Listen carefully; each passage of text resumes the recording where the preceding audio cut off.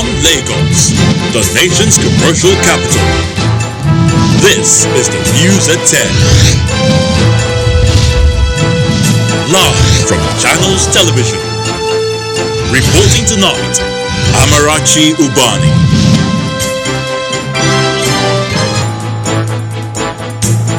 Tonight, stop dubious claims. Governor Babagana Zulum tells internally displaced persons as he discovers over 650 fake IDPs in Maiduguri camp. Police arrest self-proclaimed Fulani warlord Iskilu Wakili, 2 OPC members in Ibarapa area of Oyo State over farmer herder crisis. And troops continue onslaught against the bandits, killing many of them in Beningwari and Chikun local government areas of Kaduna State.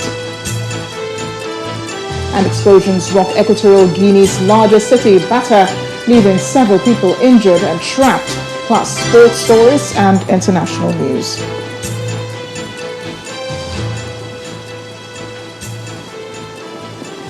Governor Babagana Zulum of Borno State has discovered fake internally displaced persons in about 650 ghost households staying at an internally displaced persons camp at the Muhammad Goni College of Islamic Legal Studies in Maiduguri. The governor says out of 1,000 households on the records of humanitarian officials, 650 households were ghosts, that is, they're non-existent. The governor had ordered the sealing of the entrance of the IDP camp upon arrival and immediately supervised a head count to identify actual IDPs in order to put a stop to rampant cases of dubious residents pretending to be displaced. About 450 households were found to be real IDPs after the midnight head count. In the humanitarian system, a household normally consists of at least 6 persons who are either related through family or chosen to stay together for the purpose of receiving household aids.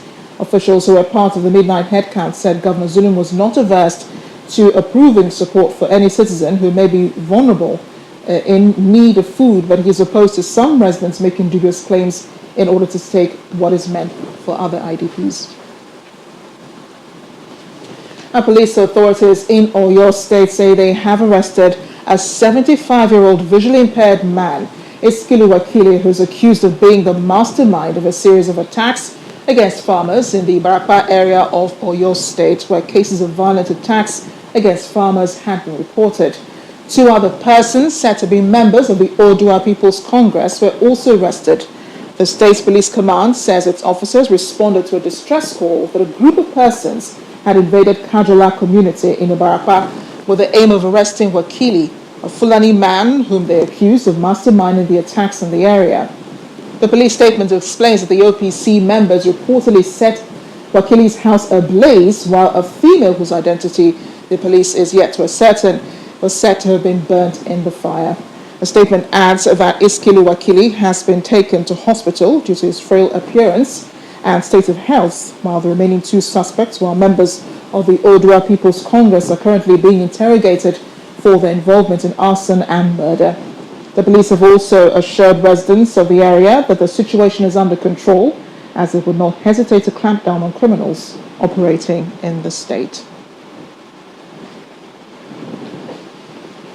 Bandits terrorizing some parts of Kaduna State and the northern region are still rearing their heads, but the military says it's not given up on taking them out and will continue to intensify efforts and bring an end to their deadly acts.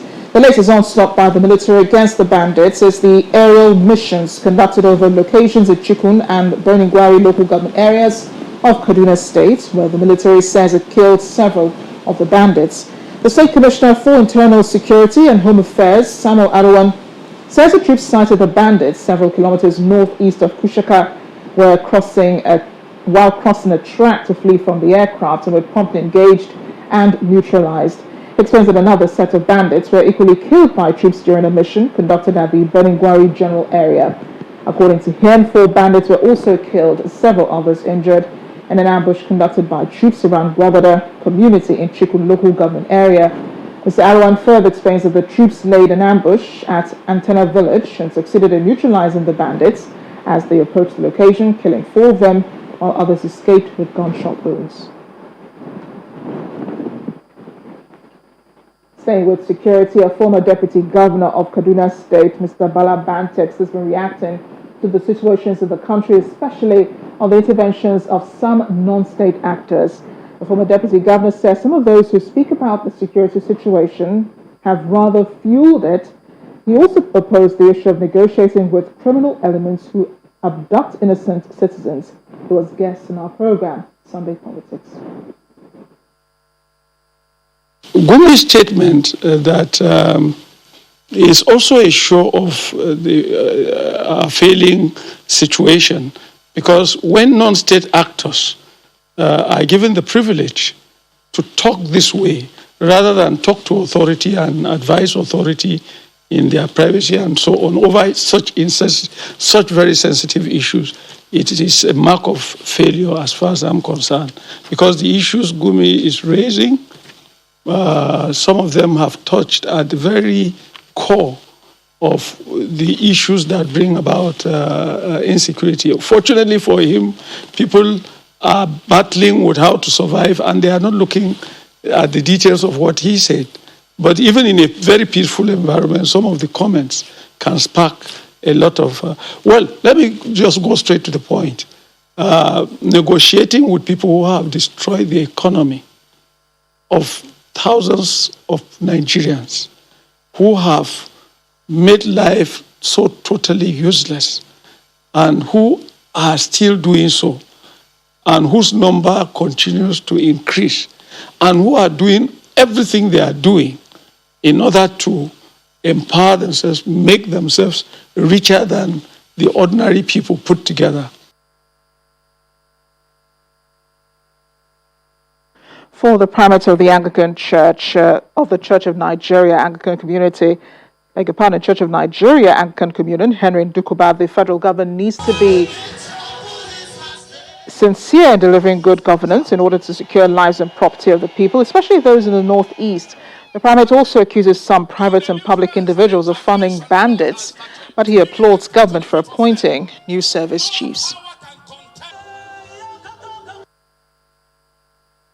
Our security ultimately is in God, and that is what we want to emphasize. But apart from that, we are praying that the Lord will touch the hearts of those who are behind all these things, because it is not just those people who are in the bush.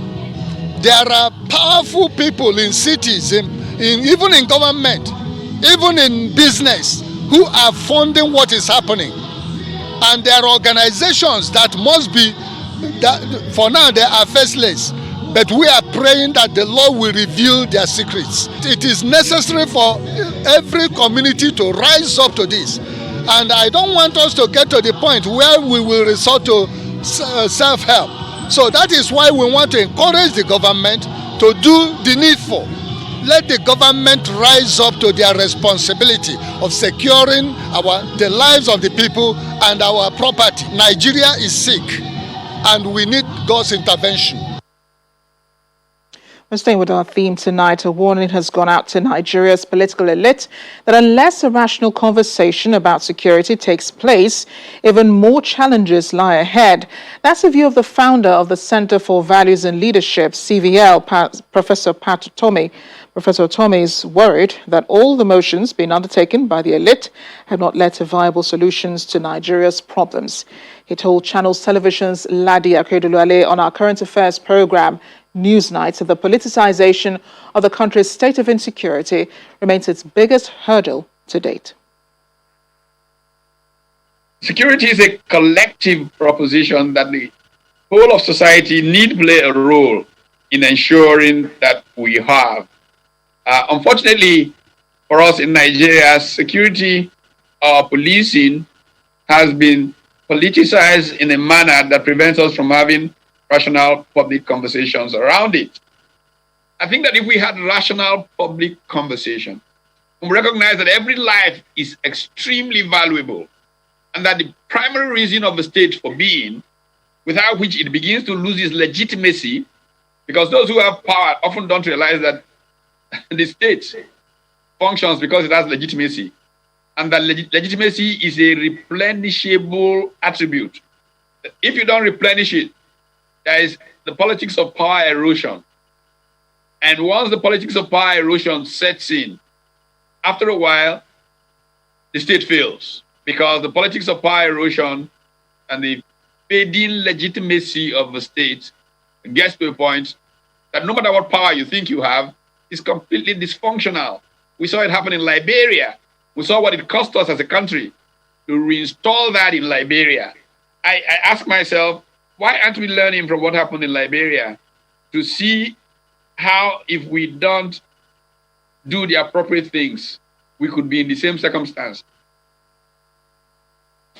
You can watch the full interview with Professor Tommy on Newsnight. It airs tomorrow, Monday, March 8th, 2021, at 9 p.m. right here on Channels Television.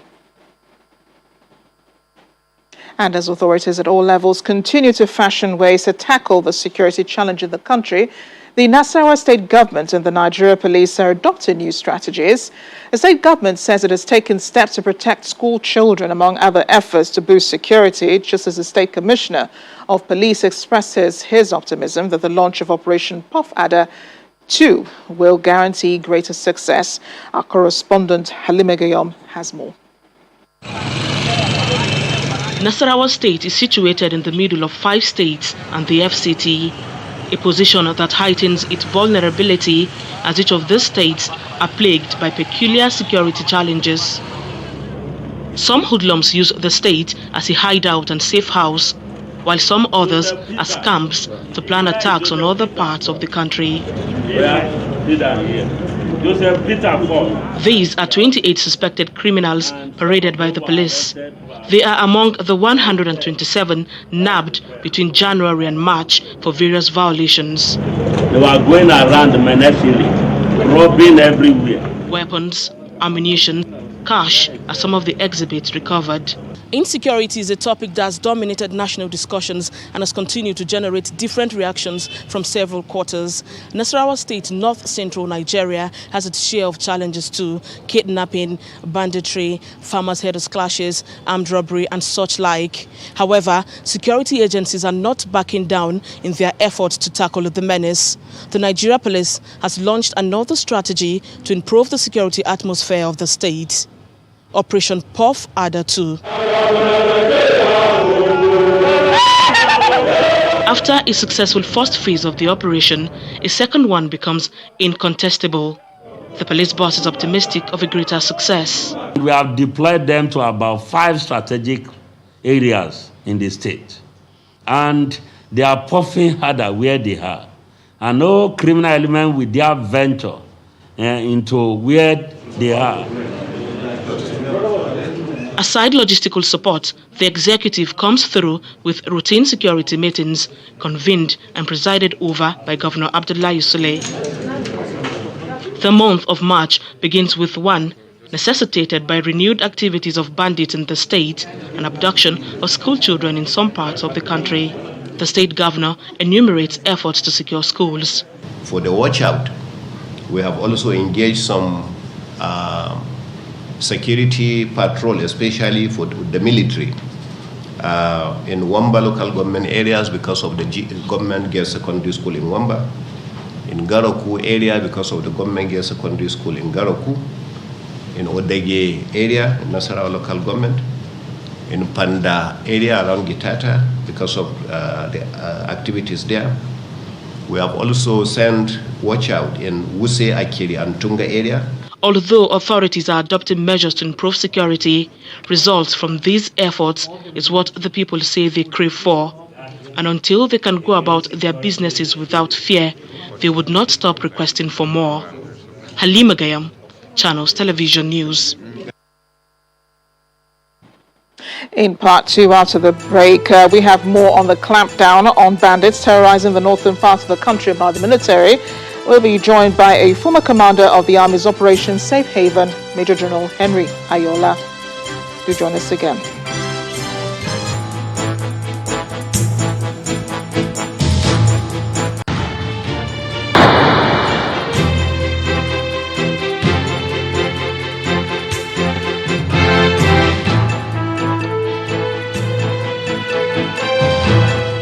Welcome back. If it has joined us, you're watching the News at 10 live on Channels Television Lagos.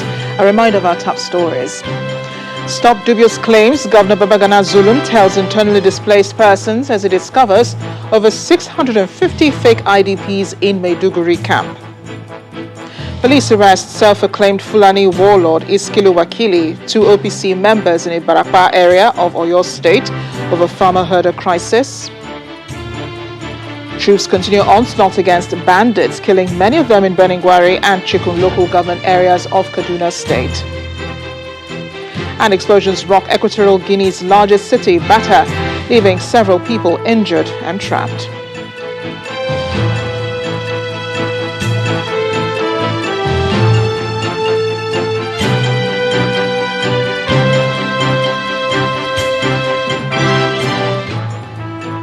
We continue with our theme tonight, which is on the nation's security situation. Let's get more perspectives on the attacks by bandits in Kaduna State and in other parts of the country, as we're joined on the News at 10 by the former commander of the Army's Operation Safe Haven, Major General Henry Ayola. He joins us from our studio in Abuja. General Ayola, thank you for joining us on the News at 10. Thank you for having me. Good evening, viewers. I know you've been thinking a lot about, the country's security situation, and your thoughts, of course, are absolutely necessary tonight. Is there any reason why the crisis of banditry and insurgency are raging unabated, despite the change of service chiefs? Okay, thank you very much. That's a good question. Well, the change of service chiefs, obviously, we wouldn't expect we bring an immediate effect, because it will take some time for them to, bearing the fact that the Chief of Defense Staff and Chief of Army Staff were both theater commanders at the Northeast Theater. So they are well seized of the facts on ground there. But then, of course, in fairness to them, we must give them some time to grapple with the situation and then eventually come out with some way forward. But I think the start point of the whole thing is getting our intelligence right. Who are these bandits? Until we can answer that question in the affirmative, until we can not just define it, but dimension these bandits, know who they are, what are their intentions, and what are the expressive aspect of their motives. Apart from the identification, what are they, or what is instrumental? Is it just for money making, or are they making a case? We are yet to come to a firm position about that. Of course, I know intelligence takes some time to put all the puzzles together and all the pieces together, but I think we need to fast track that, and then of course the next step will be, what's our fastest way of addressing this issue? It obviously has come to a head. So I've followed the governors coming out, suggesting an immediate implementation of state police and devolving power to the states.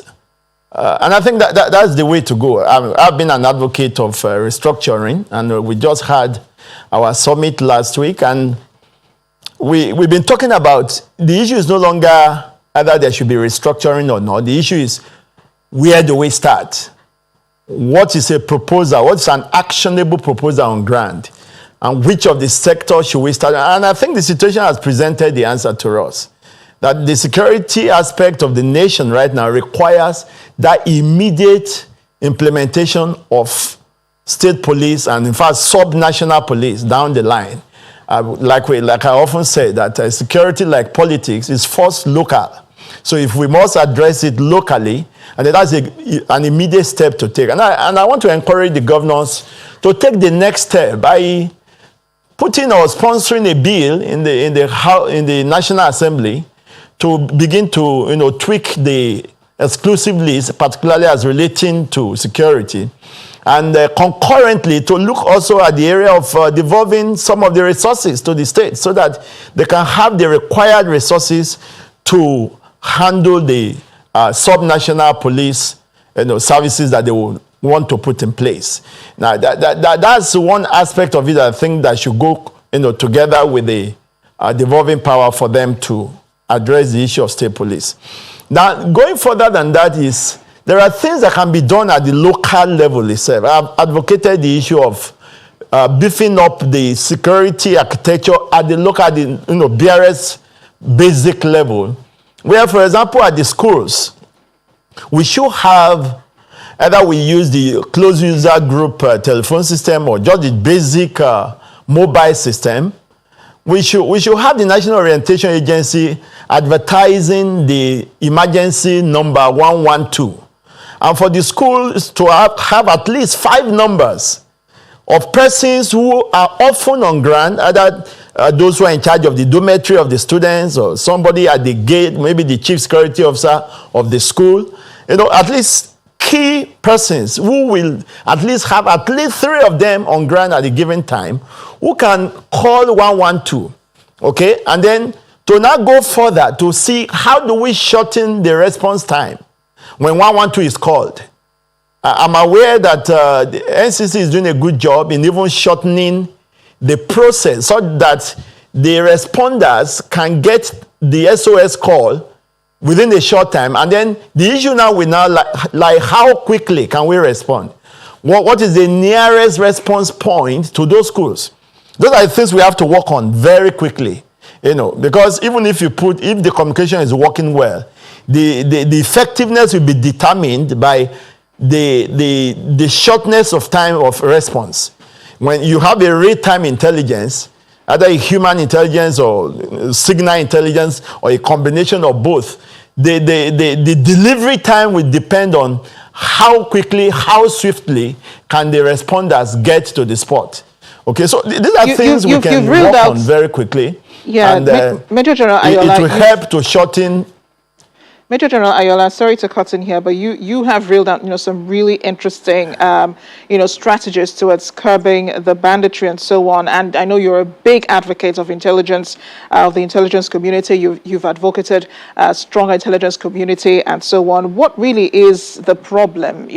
Why Nigeria seems to be lagging behind when it comes to this? Because all of these strategies that you've reeled out, I'm sure the government has considered. The issue of state policing, that has been a controversial issue for a while. We've talked about security in schools and so on, and we're still trying to get there. So how do we then improve our intelligence community so that they are as responsive as you're suggesting?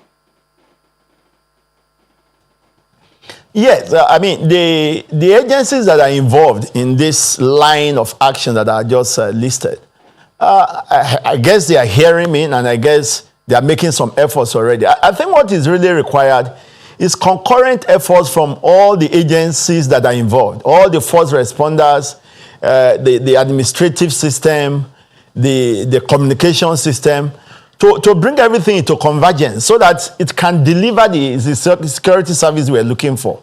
Because sometimes what often happens is that maybe one sector is doing well, but whereas the other sectors are not, connecting with the effort of the sector that is doing well. Then at the end of the day, you don't get a total delivery. So I think there should be some kind of coordinating conferences that should be called that will involve all of these agencies that come to focus, so that I guess at the level of, even at the state level, most of the state government have some special advisor on security or commissioner of police of the state or the military unit that is in that state. They can do a lot of this together and then put something, there at that local level and then tie it up to the higher level. And that way we will have some better response time. Former commander of the Army's Operation Safe Haven, Major General Henry Ayola. It's been a pleasure speaking with you on the News at 10 tonight. Thank you very much. No fewer than 28 policemen have been killed in Kaduna State this year alone, and that's according to the State Police Commissioner. But a bigger concern to the police chief is the plight of widows of the slain policemen, who, according to him, are about 800 in Kaduna State alone. The widows are lamenting abandonment from government and delay in the payment of their husbands' gratuities. Day after day, banditry, kidnapping, terrorism, and other related crimes continue to generate concern from government at all levels. Among the worst hit part of the country is the Northwest Zone, where activities of bandits and kidnappers have sent hundreds of innocent people, including security personnel, to their early graves. The Kaduna State Commissioner of Police says a total of 28 police officers were killed in the line of duty between January 2020 till date, while the command has about 800 widows, with many of them without a sustainable means of livelihood. As it stands today, we have nearly 800 widows, that's wives of police officers, killed over the decades in the state. The main objective of this program is to empower and improve standard of living of poor, the needy, more especially the widows and orphans among us. While most families of the deceased policemen are yet to collect their entitlement years after their death, the Police Officers' Wives Association is giving a helping hand to the widows through empowerment programs to enable them become self-reliant. The empowerment is to be done in two ways. The first phase will equip the beneficiaries with skills and startup packages targeted at getting them capacitated and empowered enough to avoid financial challenges. While the second phase will give immediate support that will provide for immediate upkeep needs. For these widows, the pain and anguish of losing a loved one, who in most cases is a breadwinner, is best imagined by those who feel the crunch. We cannot pay our children's school fees, we cannot eat. It leads some of us to enter the situation that they don't supposed to do. Government should assist me by helping, giving the children what to do and helping me for them to go to school. And then what belongs to their father, let them return it to them. Concerned about the plight of families of deceased policemen who died in active service, the senator representing Kaduna Central promises to take the matter to the National Assembly for prompt legislative action. I will also move a very important motion to call on the federal government to listen to their own situation and quickly address their own problems. Because these people are talking about, they lost their lives in the line of duty. Widowed and wounded, the condition of some of the spouses of slain policemen deserve serious attention to ensure that the labor and sacrifices of the fallen heroes are rewarded. When the news at 10 returns, traders at the Potiskum Central Market in Yobe State are again counting their losses as another fire outbreak destroys their source of livelihood. Join us again.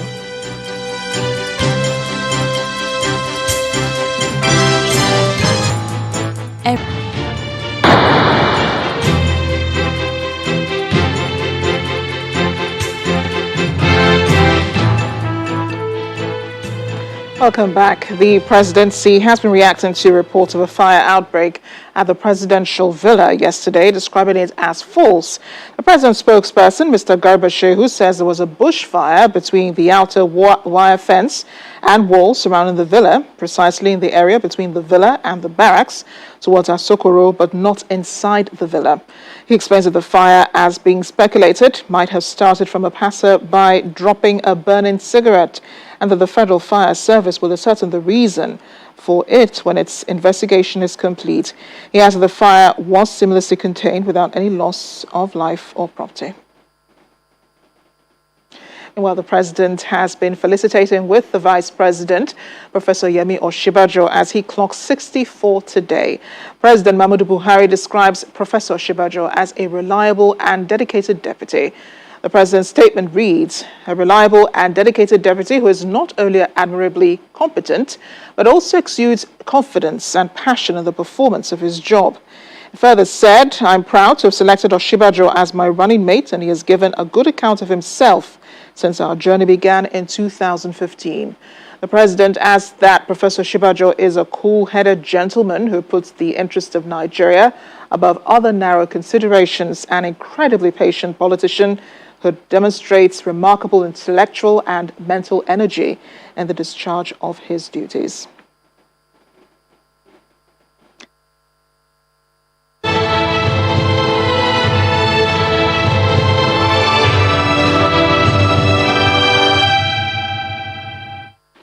more from the presidency, which has assured citizens the vaccine administered on President Muhammadu Buhari has had no side effects on him.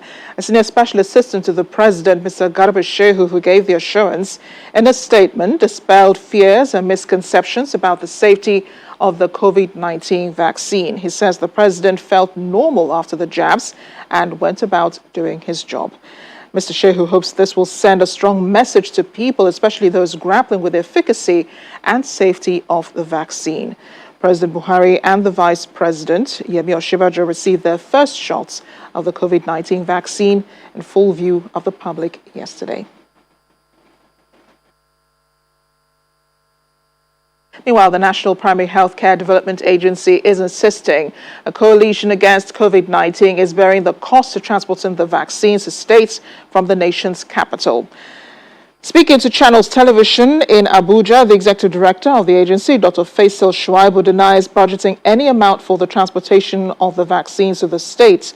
There have been reports suggesting that the Ministry of Health, through the agency, had budgeted over 10 billion naira to transport the vaccines to the 36 states and 774 local government areas in the country.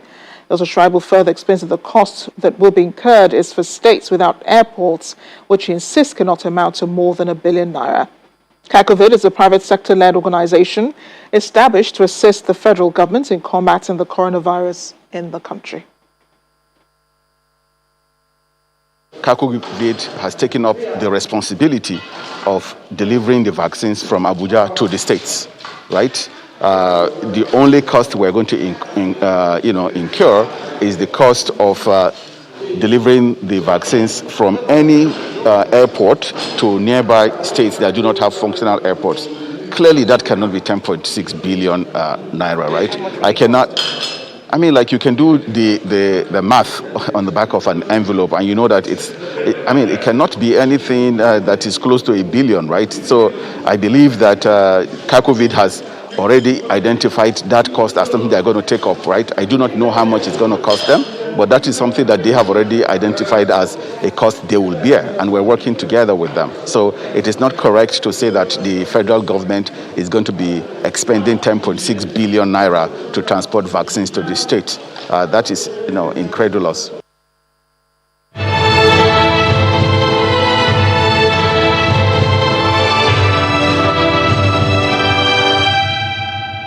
The main opposition, the People's Democratic Party, is asking the president to explain some allegations of corruption linked to some of his close aides amounted to several billions of naira. The opposition party said in a statement today that the president needs to speak up on the allegations, particularly claims that a sum of 2.5 billion naira was allegedly wired to a foundation said to belong to a member of his immediate family. The party is also seeking clarifications on another allegation that 122 posh properties valued at over 1.6 trillion naira and seized by the Economic and Financial Crimes Commission were shared and allocated to cronies of the directors of the presidency. The PDP wants the president to come clean on how the Economic and Financial Crimes Commission was also allegedly hijacked to become an instrument of treasury looting and corrupt enrichment. Part of the demands of the main opposition is for the president to order an immediate and open investigation into the allegations. The new U.S. administration of Joe Biden has been making changes to its immigration policies, some of them impacting on Nigerians who may want to emigrate to the country. According to the U.S. ambassador to Nigeria, the changes are a positive sign of improving U.S.-Nigeria relations. When I spoke with her exclusively, Ambassador Mary Beth Leonard said plans are also underway to clear the huge backlog of visa applications caused by COVID-19 pandemic. There is a commitment in the Biden administration to realize that immigration is a source of strength, and that you will see a number of policies being revealed over the coming days and weeks and months in order to facilitate that. Where's the embassy on visa appointments, because there's a huge backlog? Yeah, and it's a frightening backlog in the sense that now we have to figure out how to address it. And the problem is that while we have progress in our understanding how to manage the pandemic, Part of the equation there, of course, is limiting physical contact. So the challenge for us is not only how to catch up on the visitors visas and the immigrant visas that we were unable to do during a lot of the shutdown period, but also how to figure out the safest way to move as many people as we possibly can through the consular process, whether it be at the consulate here in Lagos or at the embassy in Abuja. The brutal fact of the matter is that it will probably be hard for a little while to fit all that in, given the constraints and the fact that we need to keep both our applicants and us healthy. But so far, we're working on immigrant visas. We're also doing student visas, which is hugely important. Nigeria sends more students to the United States than any other country in Africa. Nearly 14,000 study there. So we're doing student visa appointments, we're doing exchange visitors, and a limited number of business and tourist visas. For more, the interview with Ambassador Mary Beth Leonard Watch Diplomatic Channel airs tomorrow, Monday, March 8th, 2021 at 7:30 p.m. right here on Channels Television. The Senate Committee on Aviation has ascribed ongoing work on the cargo airport in Ogun State as a justification for allocated funds. The lawmakers, during inspection of the federal government projects, promised to push for more allocation of more funds to ensure prompt completion of the project. According to the former governor of the state and a member of the committee, Ibikunle Amosun, the state can manage as many cargo airports as possible because of the number of industries in the state. I want to place on record the support of Mr. President for this project, because if we are not getting his support, probably we would not have moved this far. So mine is just to show appreciation and thank them and commend them. For me, if it's possible for us to have even 10 airports, so be it. I'm happy for it. But I want to safely say that by the benevolence of the Almighty, this airport will see the light of the day. This is a federal government project, no doubt. So, and I'm sure that federal government doesn't want to waste their money. They wouldn't be appropriating for a project that they don't want to finish. We can see that on this site, a lot of earthwork have been done, and I must say that the work we have seen here have gone very far. And I could see that the runway has been laid out. So clear and so obvious that this is a construction site for a cargo airport. But I don't think too that politics will affect meaningful projects. I don't think it should be done. Whether from the opposition, within opposition, outside, whichever way you look at it. What is important is the well-being of the people, the development of Ogun State, and by extension Nigeria should be a priority to all of us. 9 weeks after 51 shops at Potiskum Central Market in Yobe State were razed by fire, goods worth over 30 million naira, most of them food items, have been lost to another inferno in the market. The chairman of United Marketers Association, Mr. Nasiru Mato, says no life was lost, but 8 persons were injured while trying to quench the fire. It's another sad moment for these traders in Potiskum Central Market in Yobe State as they try to come to terms with their losses after a night fire incident engulfed their shops. An eyewitness explains that the fire started Saturday night after the traders had closed for the day.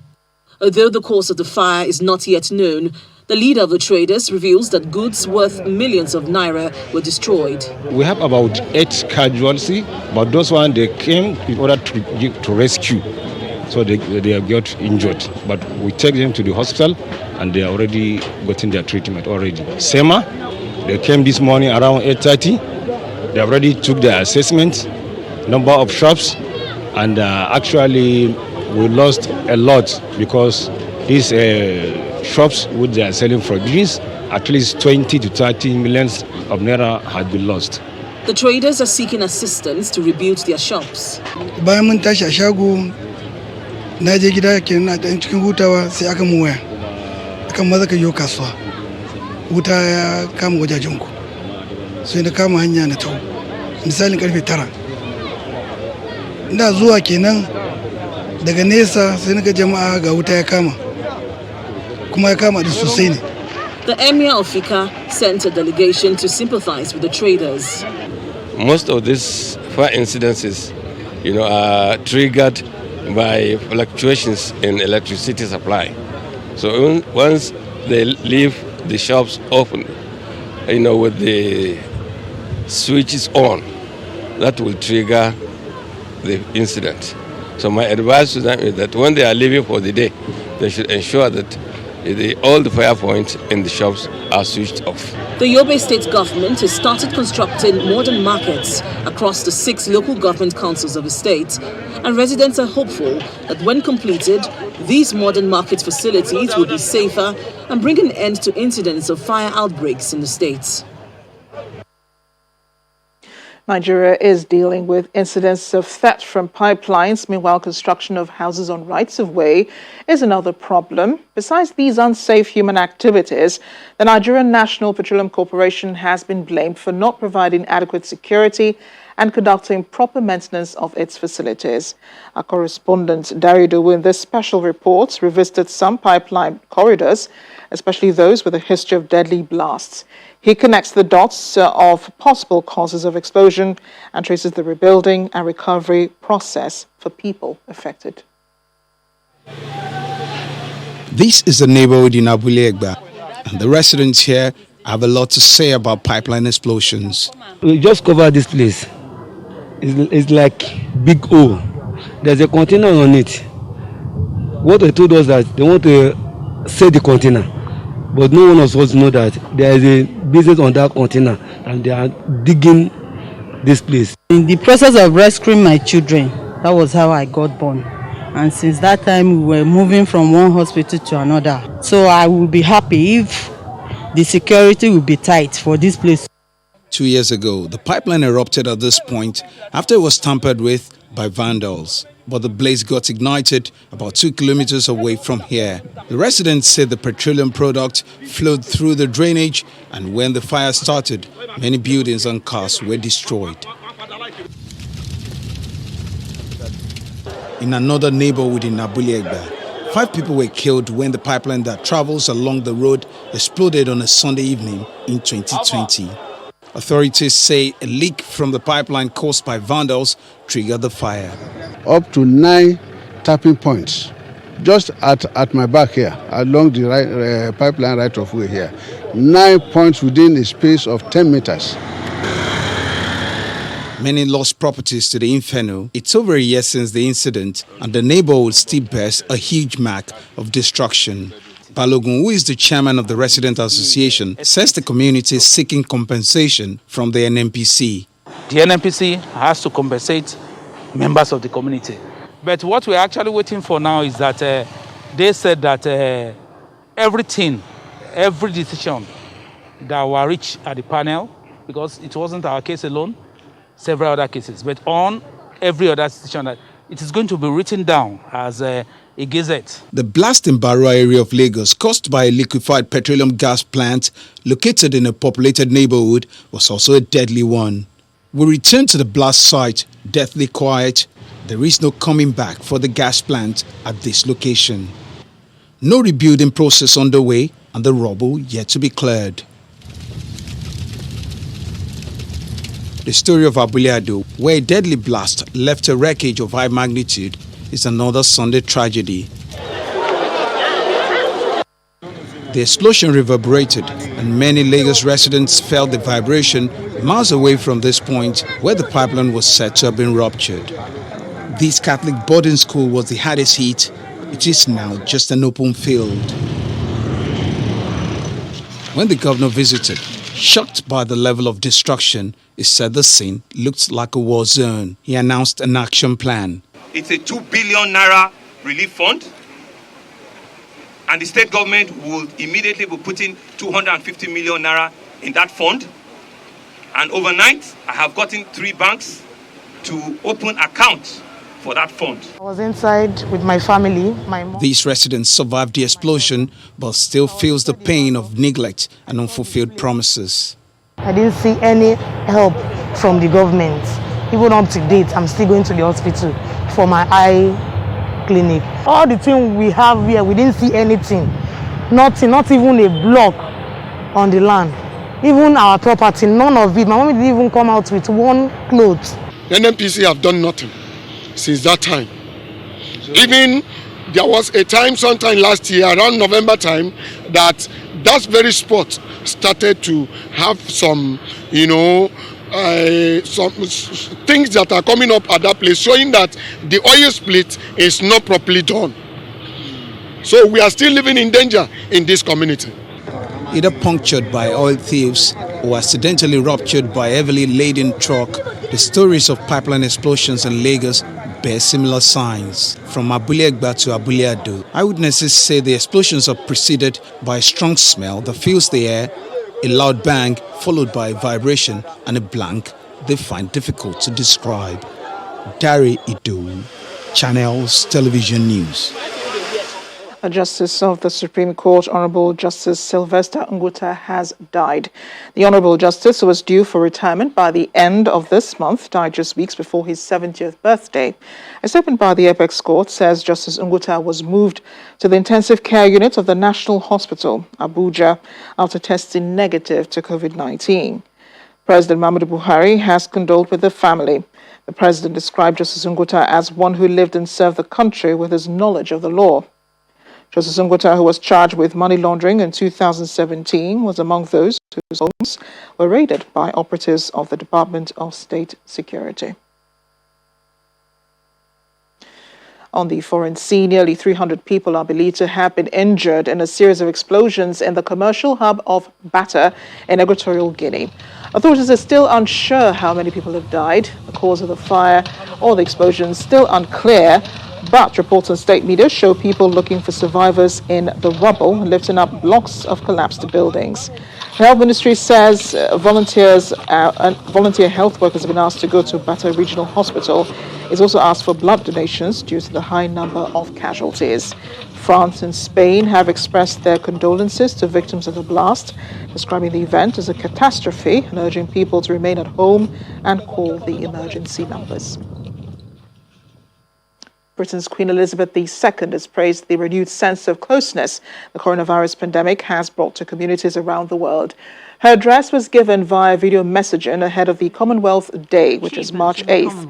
She said innovative technology had allowed people to stay in touch in a time of increased isolation and brought immediacy that transcends boundaries or division, helping any sense of distance to disappear.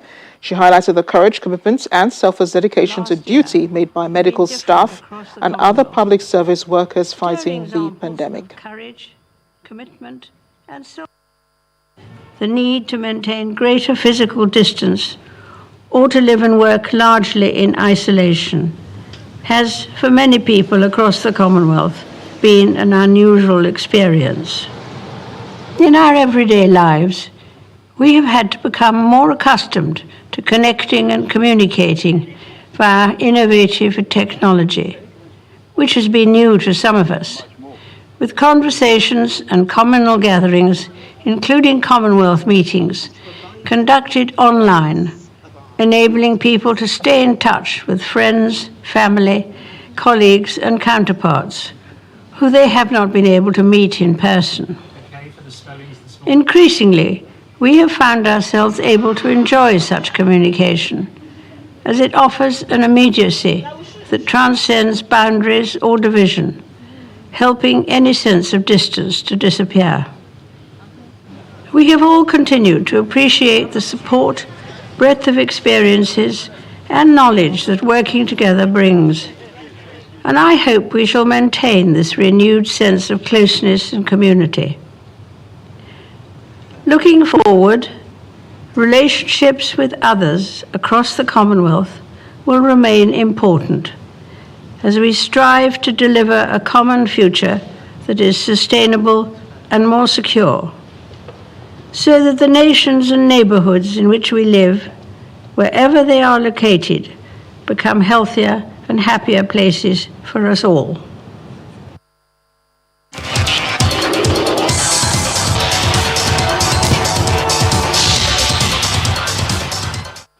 International Women's Day marks an important opportunity for sports community to once again raise the issue of gender equality in sports.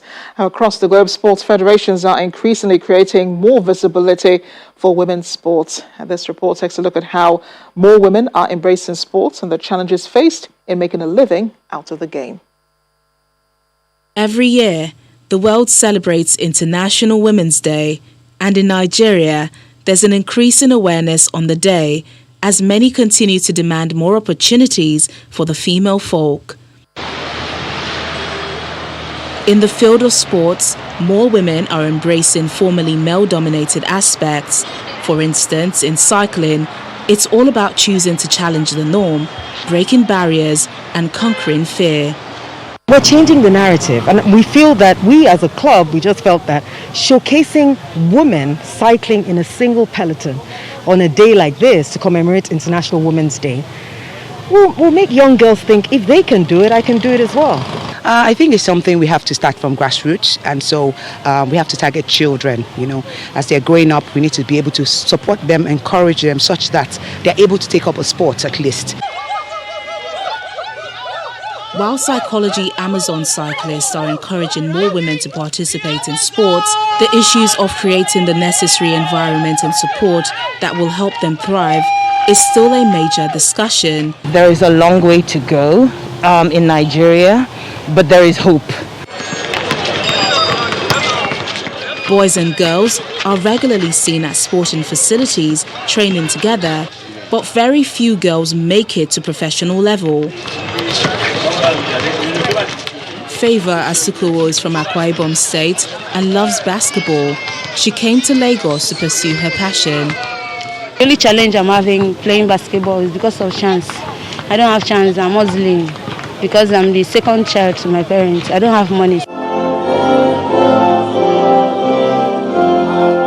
Those who are lucky enough to achieve their dreams and excel are still fighting for better structure and welfare, while the rest of the world is focusing on equal pay and visibility. We don't have a proper structure in my country, and then you want me to come and start coming out and start saying, okay, I want the same amount you're paying the Super Eagles for being. The Super Eagles generate from TV rights. They hardly show our games on TV anyways. Let us play a lot of friendly games as much as we can. Then when we get to that level, we'll start discussing about the next things.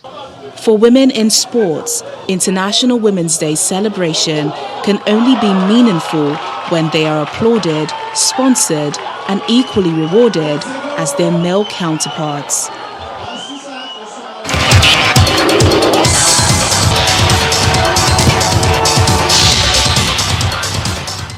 And the main news again.